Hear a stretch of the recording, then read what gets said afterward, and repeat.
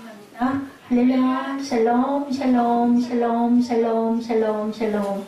하나님 사랑합니다. 여러분, 주 안에서 사랑합니다. 너희 하나님을 시험하지 말아라. You are the son of God. 네, 제목을 이렇게 잡았습니다. 시험을 왜 하지 말아라, 왜 하지 말라고 하셨는지 그 말씀에 대한 뜻을 우리 한번 깊이 묵상하는 시간을 갖도록 합니다. 마귀가 또 그를 데리고 8절이죠. 지극히 높은 산으로 가 천하 만국과 영광을 보여줍니다. 이르되 만일 내게 엎드려 경배하면 모든 것을 주리라 그랬는데 예수께서는 사탄아 물러가라 이렇게 물리치는 내용이죠. 지금 이 사순절하고도 오늘 이제 주일은 빼요. 사순절 40일에서 주일이 오고 주일날짜는 빼고 그 다음날 그러면 내일은 사순절 다섯째 날 6일이긴 하지만 이렇게 계산을 하는데, 예, 사순절은 세례 예정자에게는 세례를 준비하는 시간, 죄인에겐 참회의 시간이었다. 그랬다가 오늘 성찬을 했죠. 성찬 주일이었습니다. 여러분들 성찬 드실 때 그냥 뭐 한 달에 한 번 그냥 먹는 거니까 드시지 말고 내 마음으로 내 마음에 거리낌 있는 것을 일단 회개하시고, 아까 우리 세빈 예배 때 뭐라 그랬어요? 예, 할아버지가 손에 맛있는 것을 사탕을 내가 좋아하는 장난감 자동차를 갖다 주셨으면 좋겠는데 할 때는 할아버지 나 자동차 사줘 하지 말고 뭐라고 그러라고요? 할아버지 보고 싶어요 이렇게 얘기하라고. 그지? 그랬을 때 할아버지가 손에 아무것도 안 들고 오지 않고 우리 손자가 좋아하는 걸 꼭 들고 오신다. 하나님은 그런 마음을 가지셨다는 거죠. 그래서 여러분들 회개하시면 하나님께서 그 마음에 적어도 최소한 멍에를 덜어주시죠. 가볍게 해주시죠. 가벼워지면 우리가 어때요? 몸이 가뿐해지면 기운이 나죠. 그리고 뭔가 소망도 생깁니다. 새 마음이 생기니 꼭 그렇게 하시기 바랍니다. 부활절까지 40일간 한 끼 음식들 많이 하세요. 교회에서들 보면. 그리고 회개들 하시죠. 초대교회 사순절의 원래 의미가 바로 이런 의미였었는데 현대에는 많이 희석이 됐습니다. 그리고 우리를 향한 그리스도의 고난과 죽음과 자기 희생을 기억하는 절기다. 적어도 이건 아셔야 돼요. 사순절 끝은 부활절이다. 우리 지난 세빈 예배 때 뭐라 그랬어요? 예, 우리가 보배를 어디에 가졌다고요? 질그릇에 가졌다. 그렇기 때문에 그 질그릇, 흙으로 만든 아주 값싼 그릇이 값으로 환원할 수 없는 보배가 되었다라는 거예요. 근데 그 보배가 영원히 살려면 잘 죽어야 영원히 살 수 있다. 그래서 그리스도의 죽음에 동참해야 그리스도의 영생의 생명을 여러분과 제가 얻을 수 있다. 이게 귀한 사순절과 부활절의 참 의미라는 것을 기억하시기 바랍니다. 자, 오늘 말씀 가운데 여러분들 성령의 충만한 기름 부으심이 임하시기 바랍니다. 이스라엘의 중앙이에요. 북에서 남으로 내리닿는 험한 사막지대 그 중간 조금 아래 해발이 뭐예요? 예, 해변 위에서 위로죠. 800m 지점에 자리 잡은 도시가 수도 어디예요? 예루살렘이죠. 예루살렘. 거기서 고원을 타고 남으로 내려오면 지대는 점점 낮아지고 평지가 되고 그 끝에 호수를 만나게 되는데 거기가 유명한 소금 바다 사해가 왜 사해예요? 죽은 바다라고 사해라고 그러죠. 산을 타고 사해로 내려오자면 반드시 거쳐야 할 곳이 바로 오늘 본문에 나오는 유대 광야. 유대 광야에서 무슨 일이 일어났는가? 그죠? 예, 여러분들 아까 그 영화 잘 모릅니다. 근데 우리 모르고 그런 영화를 또 즐겁다고 기쁘다고 웃으면서 볼 수도 있어서 그런 영화는 좀 피하고 보는 게 어떨까 하는 마음이 들어서 제가 여러분에게 한번 보여드렸어요. 대박에 나오죠? 십자가를 거꾸로 그리는 것, 그건 사탄의 상징이라는 걸. 그래서 한 분이 예언을 했네요. 왜 십자가를 거꾸로 그려놔가지고는 목사님을 당황하게 했는지. 그 광야는 여러분들 유대 광야는 석회암과 자갈이 흩어져 있고 지층은 뒤틀리고 산등성이는 심하게 꼬여 있다고 그래요. 유대 광야가. 그래서 아주 그 광야라는 말 듣기만 해도 왠지 사람이 절대 살 수 없는 곳과 같은 그런 광야 몇 년을 40년을 이스라엘 백성들이 헤맸는데도 죽지 않았죠. 그리고 굶지도 않았고 죽지도 않고 또 옷도 헤어지지 않았다. 하나님께서 먹이시고 입히시고 물이 없다고 그러면 물 주시고 뜨거울 때는 구름으로 그리고 추울 때는 불기둥으로 이렇게 보호하셨죠. 뭐예요? 기적의 역사를 일으키셨어요. 누가? 하나님께서. 한번 햇볕을 받으면 그 일대는 거대한 난로처럼 뜨겁게 용광로처럼 달궈져 50도, 예, 낮에는 영상 50도, 밤에는 영하 50도, 100도의 차이를 어떻게 사냐고요, 사람이. 이런 광야. 밤이 되면 이렇게 기온이 급강하를 한다고 그러죠. 아무튼 그런 곳에서 지금 사건이 시작되고 있는 거예요. 사람이 도저히 살 수 없는 그곳에 어떤 한 사람이 조용히 머물고 있어요. 누구예요? 그의 이름은 바로 예수님. 그죠? 사람의 모습으로 오셨어요. 예수 그리스도가 당한 일이었던 건지 우리가 다 아시죠? 마귀에게 받으신 3가지 시험이 오늘 나타나 있습니다. 지금 광야에는 예수님과 마귀가 결투를 하고 있는 거예요. 사실은 대치를 하고 있죠. 마귀는 뿔이 나는 모습으로 무서운 이빨을 드러내면서 손에는 우리 옛날에 보면은 도깨비, 그저 방망이 같은 아주 뾰족한 무서운 못이 박혀있는 그런 방망이를 가지고 그저 예 아주 후려칠 예수님을 무서운 시뻘건 눈으로 내려 칠듯이 노려보고 있는 모습. 예수님 역시 마귀와 대치하면서 나름대로 분명한 자세를 취하고 계시죠. 그리고 그들은 틈이 보이면 언제라도 잡아 삼킬 듯 노려보고 있어요. 권투 선수처럼 링을 빙빙 돌며 맞서고 있는 것 같은 아주 그 박진감 넘치는 광경이 펼쳐지고 있습니다. 그런데 사실은 이것은 우리가 떠올린 하나의 그 상상, 그죠? 실제는 뭐예요? 예수님이 계신 곳은 광야고 마귀는 눈에 보여요, 안 보여요, 여러분? 마귀 눈에 안 보여요. 그러면 거기엔 뿔이 난 마귀라든지 거룩한 성전이라든지 화려한 도성 같은 게 없어요. 광야에는 아무것도 없죠. 그러니까 이거는 무엇을 뜻하는 것인가를 저와 여러분들이 한번 생각해 봅니다. 마귀의 시험이란 예수님의 생각 속에서 일어난 혼란이다. 그죠? 우리 마음에 뭐가 틈타요? 사탄이 틈타. 나쁜 생각이 틈타죠? 내가 이러다 죽으면 어떡해? 내가 이러다가 망하면 어떡해? 내가 이러다가 실업자가 되면 어떡해? 이런 마음들이 틈틈이 계속 틈을 타는 거예요. 사탄의 마음. 예수님도 40일 동안 그 금식을 하시고 나니 이런 시험이 들지 않았을까? 예, 이것이 갈등이죠. 가장 무서운 시험과 유혹은 외부에서부터 오지 않는다. 내 안에서 일어나는 게 가장 큰. 정말 귀한 말씀이죠. 무릇 지킬 만한 것보다 내 마음을 지켜라. 눈에 보이지 않는 우리의 마음 깊은 곳에서 일어나는 그런 현상. 예수께서 그랬듯이 마귀는 우리의 생각 속에 침투에 들어옵니다. 예수님도 무엇을 입고 오셨어요? 사람의 몸을 입고 오셨어요. 인성으로. 그렇기 때문에 하나님의 영역을 침범할 수가 없었다. 기적을 일으켜서 떡을, 돌덩어리로 떡을 만들어도 되고 높은 곳에서 뛰어내려도 절대로 뼈도 꺾이지 않고 다치지 않는 그런 주님. 누가 천사가 예수님의 발바닥을 탁 손을 올려놔가지고 이렇게 잡아 올릴 수도 있죠. 그리고 그죠? 내가 너한테 경배할 거니까 나한테 전해라. 이렇게 또한 타협을 하자고 천하를 내가 너에게 줄게. 이 모든 아주 그럴듯한 시험을 예수께서는 다 거절을 하는 모습이 나타나 있습니다. 너희 하나님을 시험치 말라. 왜 시험을 하면 안 될까? 이 얘기를 여러분들에게 우리 꿈동이들이 있으니까 되도록이면 재밌게 하고 싶은데 모르겠어요. 우리 사무엘만 잡으면 될 것 같은데 목동이 말을 사면 그 말이 잘 달리고 순응하는지 안 하는지 그걸 보고 말을 사야 되겠죠.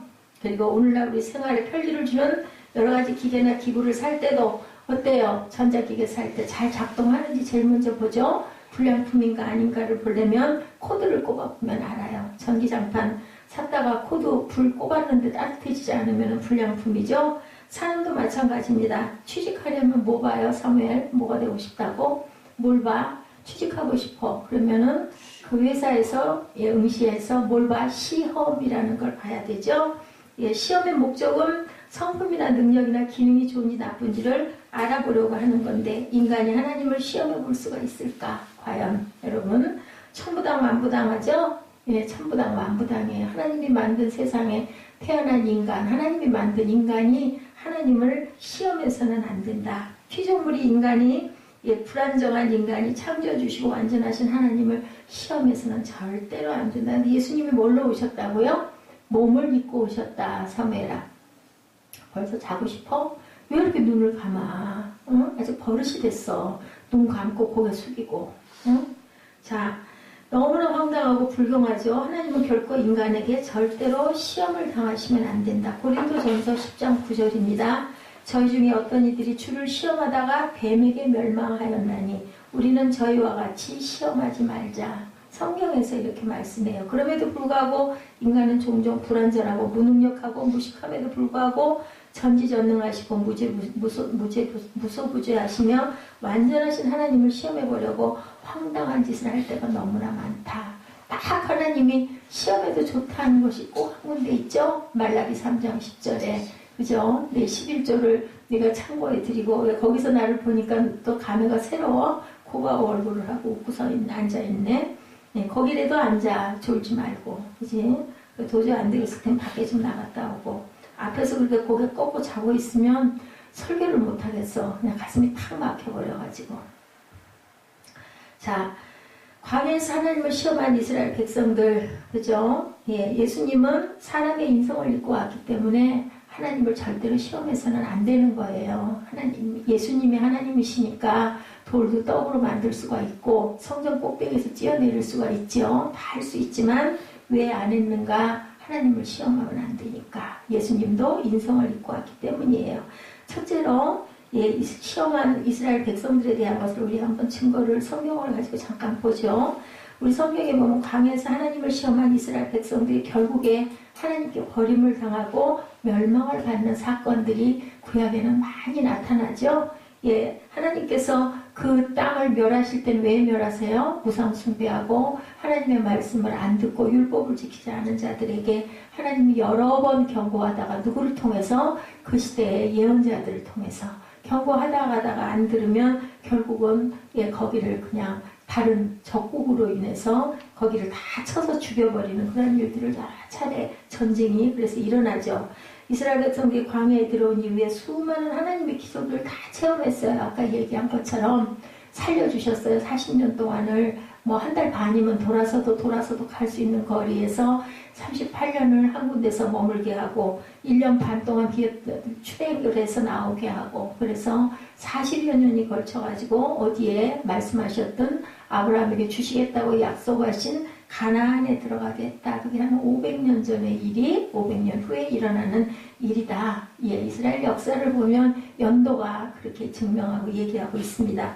이스라엘 백성들이 광야에 들어온 이후에 수많은 하나님 기적을 체험했죠. 홍해가 갈라졌습니다. 첫 번째로 장엄하죠. 창이란 홍해수와 모세의 지팡이 하나를 통해서 기적이 일어나 이스라엘 백성이 육지같이 홍해를 건너는 어마어마한 하나님의 기사와 이적과 능력 그리고 또 거기에 애국 군대를 수장시켜버리는 사건까지를 누가 1세대들이 직접 눈으로 목격을 하죠. 다 빠져나간 그 뒤에 애국군의 마차와 불병거가 그만 홍해로 딱 들어와서 어디쯤 와서 그 꼬랑지가 다 들어오고 나서 홍해 중간을 넘어선 지점쯤 오니까 뒤에서부터 물이 덮여가지고 전부 다 물속에 침몰. 예, 하나님께서 기적을 이렇게 일으키신 거 보고 얼마나 저와 여러분이 그 가운데 있었으면 온몸이 후들후들 떨릴까요?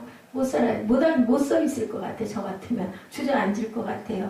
그럼에도 불구하고 스루광야에 들어가죠. 사흘길을 걸어가도 물이 없으니까 그때부터 뭐예요? 원망하죠.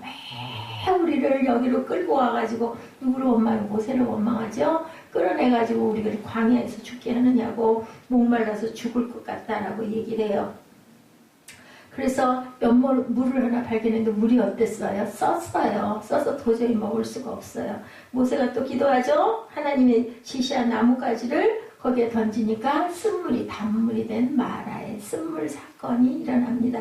놀라운 기적이죠. 그들은 다 목마름으로 구원을 받죠. 광야를 300만 이스라엘 백성이 뭘 먹고 지냈어요? 하늘에서 매일매일 만나가 내려왔어요. 그죠? 만나가 내려왔는데 그 만나를 하루 거만 먹어라. 더 많이 모아놓은 너희가 먹지 못한다. 백성들이 어떻게 해요? 만나를 먹고 주머니에다 넣고 또 살짝 또 숨기고 그랬어요. 저도 그랬을 것 같아요. 요거 남겨놨다 먹어야지. 내일 만나 안 내리면 우리 굶어 죽어. 그리고 막 집어왔을 것 같아. 그 다음날 되니까 뭐가 됐던가요? 막 벌레가 나, 썩고 곰팡이가 나고 냄새가 났다라고 이렇게 나와요. 뭐 해야 된다? 순종해야 된다. 예, 일용할 양식이 왜 일용할 양식이에요? 하루 거만 먹으라는 거예요. 그래서 절대 너희들 굶기지 않는다. 이 의미를 여기에 담고 있죠. 예, 이런 놀라운 기적으로 그들은 살아요. 농사 짓지 않고 추수하지 않았는데도 40년, 말이 40년이지, 그죠? 지금 뭐 수명이 길어서 80, 90, 100세까지도 가다 하지만 그때는 보통 40년, 50년 살면 다 돌아갔어요. 죽었어요. 환경이 열악했기 때문에. 이렇게 해서 그 만나러 먹죠. 상상을 초월한 기적이 지금 생각해보면 이거는 말이 안 돼. 거짓말 같아. 뭐 하늘에서 뭐 어떻게 꽃비가 내렸다 그러죠. 하얀 비가 내렸다. 이렇게 그 증거. 저게 뭐야가 뭐였어요? 만후. 그게 바로 만나가 됐다라는 저게 뭐야 뜻이에요. 만후란 뜻이. 자, 그리고 고기가 필요하니까 또 뭐예요? 메추라기 보내주시죠. 그리고 원망했던 그 세대들이 이 사이에 그 메추라기 고기를 새들이 다 파먹기도 전에 그들은 다 송장이 돼서 죽어버리는 일로 하나님께서 너희들 자꾸 그렇게 원망하고 불평할 거니? 라는 것을 또 경고를 하시는 사건이 일어납니다. 하나님의 권세한 능력을 눈으로 보고 귀로 듣고 손으로 만지고 체험하고 그 안에서 그들은 살았어요. 그럼에도 불구하고 그들은 출애굽기 17장 7절에 마사에서 하나님을 시험합니다. 이 시험하는 상황으로 그들이 죽는 결과가 일어나죠. 성경 출애굽기 17장 17절에는 그가 그곳 이름을 마사라 또는 무리바라 불렀으니 이는 이스라엘 자손이 뭐했다? 다투었으며 마사라는 뜻이 서로 다투었다는 뜻을 갖고 있어요. 또는 그들이 야훼를 시험하여 이르기를 야훼께서 우리 중에 계신가 아닌가? 계셔 안 계셔 어디가 계셔 보이지도 않는데 이랬다는 거죠. 그들이 무리바에 왔을 때 전 물이 없었다. 너무나 막막하죠. 물이 없으니 어떻게 살아요. 목말라 죽죠. 뜨겁기는 하고. 상상을 해보세요 여러분들. 가히 추성이고 광야고 백성들은 물이 없어 죽겠죠. 짐승들도 물이 없어서 비틀비틀 다 쓰러져 죽는 사건이 일어납니다. 그러나 그들은 언제나 모여서 기도하면 하나님이 기적을 베풀어 주실 것을 알고 믿어야 했는데 너무나 하나님의 능력과 기적을 많이 체험했기 때문에 그럼에도 불구하고 하나님을 다시 또 시험하는 백성들이었다. 과연 하나님이 우리와 함께 계신지 우리 한번 시험해보자. 하나님께서 메마른 땅에서 물이 나게 할 수 있는 실력이 있는지 없는지 시험해보자. 이렇게 시험을 했어요. 하나님 이스라엘 백성이 하나님을 시험하려고 달려들 때 얼마나 마음에 슬프고 괘씸한 생각이 들었을까. 그죠? 부모를 못 믿는 자식 말 안 들으면 어때요? 너무너무 밉잖아요. 시험을 당하신 하나님은 물은 주셨는데 그 대신 아말렉의 공격으로 벌을 하는 사건이 일어납니다. 그들이 물을 마시고 난 다음에 곧장 아말렉이 이스라엘을 침공해 들어와서 그들은 생존이 위협받는 무시무시한 시험을 당하고 벌을 받는 것이 성경에 기록되어 있죠. 민수기 21장 4절에 보면 이스라엘이 또 하나님을 시험합니다. 백성이 호르산에서 진행하여 홍해길로 쫓아 에돔 땅을 둘러 행하려 하였다가 길로 인하여 백성의 마음이 상하니라 이렇게 증거해요. 그래서 그들은 말하기를 하나님을 원망 불평하면 하나님이 미워하시고 싫어하신다는 것을 다시 또 깨달은 사건입니다. 이번에 불평할 때도 과연 노하실까? 또 한번 해보자. 이렇게 그 40년 동안 계속해서 하나님을 시험하는 사건들이 일어나죠. 하나님을 두려워하고 떨면서 그들이 불평과 원망을 하지 말아야 되겠는데 어디 한번 하나님을 불평하면 우리에게 진노하시는가 한번 시험해보자. 그래서 그들은 말하기를 광야에서 우리는 이렇게 하다가 죽겠다. 그리고 또 고함을 찔러요. 먹을 음식도 없어, 물도 없어, 만나도 이제 먹기 싫어, 지겨워, 아이고 그만 좀 먹었으면 좋겠어. 모세야 왜 우리를 광야로 데려와서 이 고생을 시키니? 모세와 하나님을 원망하고 시험합니다. 그러니까 하나님이 진노하셨어요. 하나님이 뭘 보내세요? 불뱀을 보내십니다. 불뱀이 이스라엘 백성을 물매 수없이 죽어요. 그들이 하나님을 시험해보고 난 다음에 심판을 받은 거예요. 모세에게 나와 그들이 하나님을 시험한 죄로 회개하자. 하나님께서 모세에게 명하시죠. 불뱀을 뭘로 만들어요? 노수로 만들어서 나무에 매달아라. 그리고 그걸 보라보는 자는 내가 죽이지 않겠다라고 말씀하세요. 그래서 또한 모세가 노뱀을 만들어서 나무에 매달아 높이 세워놓고 이스라엘 백성들을 하여금 그걸 바라보라고 그러죠. 노뱀 사건이죠. 그들이 회개하고 바라볼 때 독에서 해방돼서 살아나는 사건. 예수 그리스도가 나무에 달린다라는 예시를 보여주는 사건이었습니다. 사람들이 하나님을 시험하고도 무사히 통과할 줄 알았는데 하나님은 시험을 당하시면 우리를 불쌍히 여기서 긍휼을 베푸시기는 하지만 반드시 대가를 치러야 된다. 우리 세상에 사는 저와 여러분도 마찬가지라는 걸 꼭 아셔야 돼요. 제가 제 지난 시간들을 이렇게 돌아보고 오늘을 보면 그 말이 정말 100% 맞다라는 것을 생각하게 됩니다. 꼭 있습니다. 시험 때는 하나님이 정하시죠. 하나님은 우리의 시험의 대상이 이렇기 때문에 절대 될 수 없다. 너무나 위대하시고 전지전능하시고 무소부재하시고 온전하신 하나님이다. 누가 그랬어요? 요나가 그러죠? 예, 인내하시고 자비하셔서 이 백성을 절대로 죽이지 않을 줄 믿습니다. 리누에 그 아주 지독한 아말렉들이 있는 그 도시에 가서 회개를 외치려니까 너무나 싫었어요. 싫어가지고 어디로 가요? 예, 다시스로 도망가죠. 그러다가 그만 물속에 빠지는 사건, 그리고 물고기 뱃속에서 3일을 있다 회개하고 토해지고 어쩔 수 없이 느느에 가서 외치죠. 그랬더니 하나님께서 그 백성들이 막 죄를 뒤집어쓰고 회개하니까 살려주려고 하니까 뭐 했어요? 요나가 너무너무 속상해가지고 탁 앉죠. 정자를 틀고 앉으니까 머리에다가 방망포 하나 싹 갖다 들이주시고 아이고 시원해 살겠다 했더니 그냥 그 방망포를 저기 벌레가 갉아먹게 하잖아요. 그러고 나니까 막 나는 죽겠나이다 뜨거워 죽겠나이다 100도 차이가 나니 얼마나 뜨거웠겠어요. 예, 그렇게 해요. 그러니까 네가 이거 지었니? 네가 농사했니? 네가 심었니? 왜 너 화내니? 그렇게 물어보시는 사건 여러분 너무나 잘 알죠. 하나님을 시험한 이방 선지자 발람 얘기가 또 있습니다. 발락과 발람 얘기 아시죠? 우리가 성경에 보면 이방 선지자 발람이 하나님을 시험하다가 종국적으로 멸망을 받는 사건이 나타나요. 모압 왕 발락 이름이 비슷해요. 왕 이름은 발락이고 선지자는 이방 선지자예요. 예, 저 유대인이 아니에요. 이방 선지자 발람의 얘기입니다. 이스라엘을 막기 위해서 이방 선지자 발람을 청해요. 누가? 발락이 이스라엘을 저주해달라고.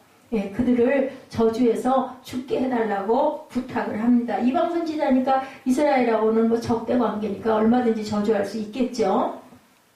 이방에 있는 선지자 유대인이 아니면서 야훼 하나님을 섬기고 하나님을 성령을 통해 예언한 사람이 발람이었어요. 하나님을 섬겼어요. 이방인인데도 불구하고. 가만히 보니까 발람이 축복하면 축복을 받고 저주하면 저주를 받더라는 거예요. 발락 왕이 보니까. 그래서 그를 불러서 매수를 해서 이스라엘을 좀 저주를 해서 망하게 해라. 이게 뜻이에요. 모압 땅을 통하게 되었는데 모압 왕 발락이 두려워서 그 모압 땅을 지나갈 수가 없는 거예요. 선지자 발람을 청해와서 이스라엘을 저주해달라고요. 그런데 그들이 이스라엘과 전쟁에 이기도록 하기는 원한 거죠. 전쟁에서 그들을 죽이게 해달라고. 그런데 이 모압 왕 발락이 보낸 사자들이 발람의 집에 도착을 했어요. 집에 머물게 하고 발람이 하나님께 기도를 진짜로 했어요. 그랬더니 민수기 22장 12절에 기도할 때 하나님께서 그 밤에 말씀하세요. 예언자니까 기도했더니 말씀을 주셨어요. 하나님이 발람에게 이르시되 너는 그들과 함께 가지도 말고 그 백성을 저주하지도 말아라. 이렇게 말씀을 하신 거예요. 그들은 복을 받은 자니라 분명하게 말씀해 주셨어요. 가지도 말고 그들과 섞이지도 말고 저주도 절대 하면 안 된다. 그 백성은 복받은 사람이다. 그래서 발람은 발락이 보낸 사람에게 얘기해요. 그대로.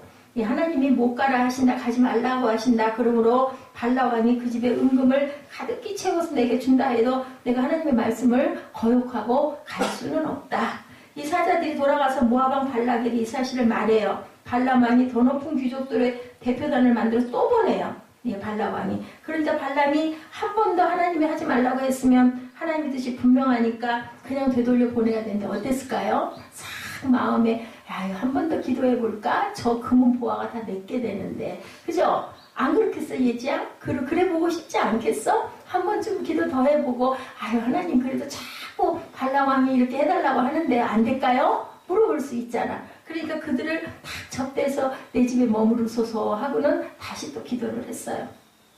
그랬더니 예, 우리 집에 머무소서 하나님이 뭐라 말씀하신 내가 또 한 번 기도해 보리이다. 예, 선지자 발람은 모압 왕 발람이 초청을 해서 상금을 많이 주겠다고 하니까 욕심이 난 거야. 혹시 하나님의 마음이 달라질지도 모르겠다. 그래서 민수기 22장 19절에서 20절에 그런즉 이제 너희도 이 밤에 여기서 유하라. 여호와께서 내게 무슨 말씀을 하실지 알아보리라. 밤에 하나님이 발람에게 임하여 이르셔 말씀하세요. 그 사람들이 너를 부르러 왔거니 일어나 함께 가라. 그러나 내가 네게 이르는 말만 준행할지. 가긴 가. 근데 내가 너한테 한 말을 절대로 잊지 말아라. 하나님 왜 일구이연하세요? 안 된다고 하시더니 왜 가라고 하세요? 이렇게 얘기를 해야 되겠죠. 예, 그런데 시험하는지는 하나님이 반드시 벌하는데 분명히 저주하지도 말고 가지도 말고 예, 그 백성은 축복받은 백성이라고 했는데도 불구하고 선물을 주겠다고 오라는 초청을 받자 예, 그거를 그 귀족들을 머물게 하고 이게 문제였던 거예요. 그래서 이제 가라고 그래요. 그리고 너 그 대신 내가 한 말 잘 기억해라. 아, 발람이 기분이 좋아서 말을 타고 종자를 데리고 사자들과 함께 걸어가는데 무슨 사건이 일어나요? 예지 몰라? 기억 안 나? 말이 길에서 변한 거는 어디로 뛰어들어? 밭으로 뛰어들어. 길로 안 가고. 그러니까 이 발람 선지자가 너무너무 화가 나가지고 말을 막 때려줘요. 얘 때려서 길러 오니까 길 옆에 있는 담에 막히대에서 타고 있는 발람의 다리를 얘 사가게 누가? 말이. 너무나 화가 나서 지팡이로 말을 때리니까 말이 이제는 가지 않고 꿇어 앉아버려요. 발람이 화가 나서 말을 때리니까 말이 갑자기 뭐해요? 예지야 말을 해. 말이.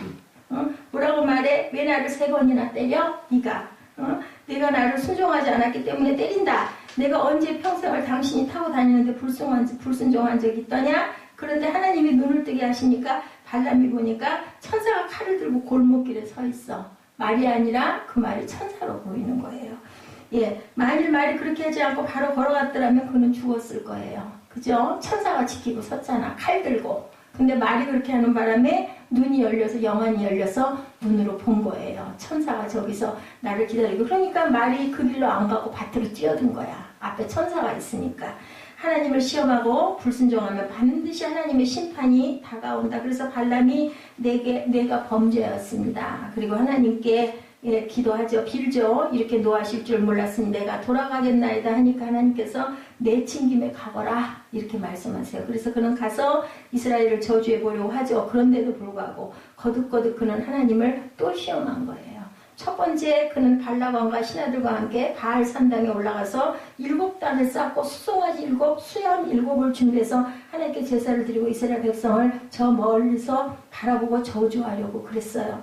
그런데 하나님의 성신이 임하여서 저주 대신 축복을 하고 말아요. 이 발람 선지자가 나는 저주를 하려고 그랬는데 성령이 그렇게 하게 한 거예요. 입으로 저주를 못하고 축복을 해버렸어. 민수기 23장 7절에서 12절에 발람이 노래를 지어 가로되 발락이 나를 아람에서 모압 왕이 동편산에서 데려다가 이르기를 와서 나를 위하여 야곱을 저주하라 와서 이스라엘을 꾸짖으라 하도다. 하나님이 저주치 아니하신지를 내가 어찌 저주하며 야훼께서 꾸짖지 아니하신 자를 내가 어찌 꾸짖을꼬. 내가 바위에서 그들을 보며 작은 산에서 그들을 바라보니 이 백성은 홀로 처할 것이라 그를 열방 중에 하나로 여기지 않으리로다. 야곱의 티끌을 뉘능히 계산하며 이스라엘 4분의 1을 뉘능히 계수하고 나는 의인의 죽음같이 죽기를 원하며 나의 종말이 그와 같기를 바라도다 하며 발락이 발람에게 이르되 그대가 어찌 내게 이같이 행하느냐. 나의 원수를 저주하라고 그대를 데려왔거늘 그대가 원존히 축복하였도다. 대답합니다. 야훼께서 내 입에 주신 말씀을 내가 어찌 말하지 아니할 수 있으리까. 저주하라고 데려오니까 축복하죠. 이 말씀에 놀라운 말이 하나님이 저주하시는 백성을 내가 어찌 저주할 수가 있겠느냐 이렇게 얘기하는 거죠. 그쯤 되었으면 그냥 돌아가야 되죠. 근데 그는 발락 왕에게 말하기를 비스가산 꼭대기에 올라가서 다른 편에서 이스라엘을 바라보면서 그곳에 또 한 제단을 세워가지고 7단을 쌓고 수송아지 7과 순양 7을 준비해달라고 또 얘기해요. 하나님을 시험을 또 해요. 장소가 달라지면 하나님 마음에 달라질 줄 알았는데 장소가 바뀐다고 달라지겠어요? 절대 안 달라지죠. 그곳 가서도 하나님은 온전히 성령으로 임하셔서 이스라엘을 또 축복을 하십니다. 그러니까 모압왕 발락이 손바닥을 치면서 내가 저주하라고 불렀는데 또 축복했다. 또 축복했어. 그러니까 세 번째 이 발람이 하나님을 시험합니다. 이스라엘을 저주하려고 발버둥을 치는 거죠. 이번에는 보울산 산꼭대기에 올라가 또다시 7단을 쌓고 수송아지 7과 순양 7을 준비해서 제물을 드리고 기다리는데 하나님의 성령이 또 임하세요. 이제는 전에보다 더 놀랍게 축복해버리고 많은 사건이 일어납니다. 발람이 하나님을 한 번 시험하고 2번 시험하고 3번도 시험해도 하나님의 뜻은 변하지 않고 이스라엘을 축복하죠. 그 결과 나중에 이스라엘이 가나안 땅에 들어올 때 이방 선지자 발람은 이스라엘의 칼날에 맞아 죽는 사건이 일어납니다. 탐욕 때문에 하나님이 안 된다는 것을 하나님의 마음을 바꿔보려고 계속해서 애를 쓴 대표적인 타락한 선지자가 바로 발람이었다. 그래서 예수님을 시험한 마귀의 얘기가 나오죠. 세 번째로 예수님을 시험한 마귀를 한번 보죠. 하나님을 시험하는 근본적인 세력은 뭐라고 그랬어요? 마귀고, 머리에 뿔 달리는 게 다 갇혀 있는 게 아니라 우리 마음 안에 있는데, 예수께서 40주야를 금식하신 후에 마귀의 시험을 받으실 때 마귀가 말하죠. 내가 만일 하나님의 아들이어든 명하이 돌들이 떡덩이가 되게 하라고 얘기합니다. 내가 만일 하나님의 아들이어든.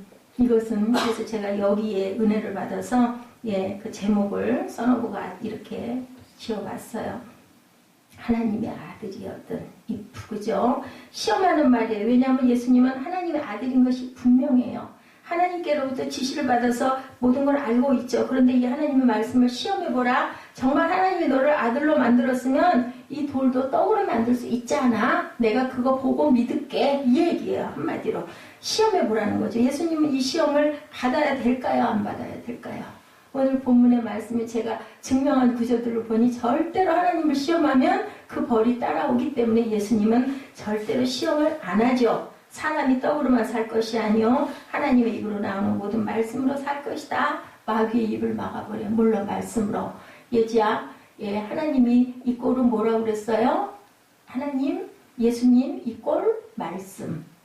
말씀, 그죠? 성경 말씀. 마귀의 입을 막아요. 마귀는 또 얘기하죠? 거룩한 성으로 데려다 성전 꼭대기에 세워 내가 만일 하나님의 아들이어든 뛰어내리라. 기록되었을 때 저가 너를 위하여 그 사자들을 명하리니 저희가 손으로 너를 받들어 발이 돌에 부딪히지 않게 하리로다. 그럴듯하죠? 내가 진짜 하나님의 아들이냐?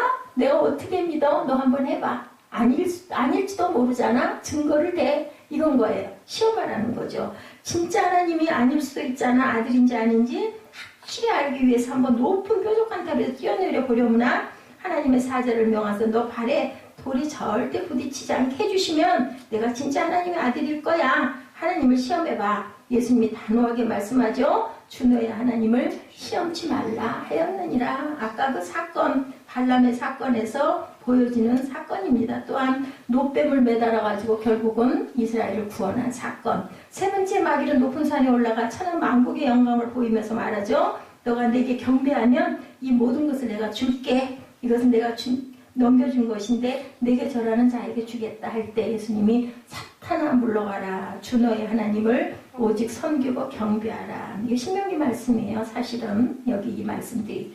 예수님은 요단강에서 세례받으실 때 아까 우리 세빈 예배에서 봤죠. 하나님의 아들 되신 뭐가 성령이 비둘기같이 그죠? 임하죠. 마태복음 3장 16, 7절에 예수께서 세례를 받으시고 물에서 올라오실 때 하늘이 열리고 하나님의 성령이 비둘기같이 내려 자기 위에 임하심을 보시더니 하늘로 소리가 있어 말씀하시되 이는 내 사랑하는 아들이요 내 기뻐하는 자라 하시니라.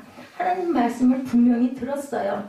더 이상 하나님을 시험할 필요가 없는 거죠. 시험할 수가 없어요. 그런데 마귀는 자꾸 예수 그리스도로 하여금 하나님을 시험하라고 시험해 보라고 그러면 네가 진짜 하나님의 아들인 거를 내가 믿겠다라고 그럴듯하게 꼬이는 거죠. 이 결과로 말미암아 예수님이 하나님께 심판을 받게 되기 때문인 겁니다. 시험을 하면 하나님의 말씀이 주어졌는데도 불구하고 또다시 하나님의 아들됨이 참인지 거짓인지 시험해보라고 하는 원수 마귀는 뭐예요? 악한 마귀예요.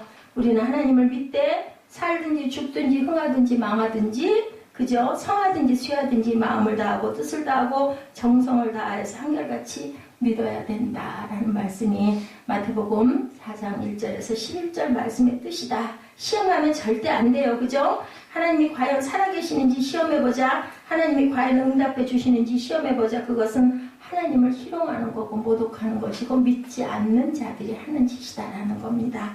우리 하나님 앞에 태도는 시험하는 것이 아니라 끝까지 오래 참고 믿고 구하고 기도하고 그리고 겸손해지는 것이다.